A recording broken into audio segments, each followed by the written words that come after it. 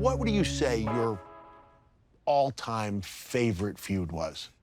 You know, when I started really catching on fire and, as a heel feuding with Bret Hart. And it's come down to this in Madison Square Garden.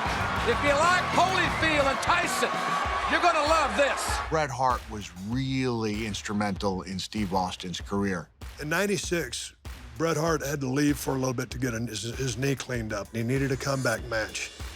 And he picked me as his opponent to make his comeback on.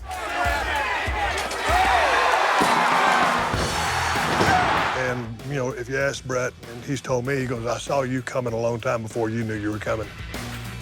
Of course, you know, we would go on to, you know, have subsequent matches, and of course, the WrestleMania 13 match with him. Austin, it's ready to rock and roll! In which, you know, I passed out in a pool of blood. You know, Bret the Hitman Hart was such a huge, huge part of making Stone Cold Steve Austin. Stone Cold actually passed out rather than submit to the sharpshooter. And with that, a legend was born. I was still really getting hot, but I wasn't there yet. He put me on the map. Bret Hart made Stone Cold. The memories we made for everyone. I remember this like yesterday. How many asses I kicked with these boots. Roddy Piper's leather jacket. We need this.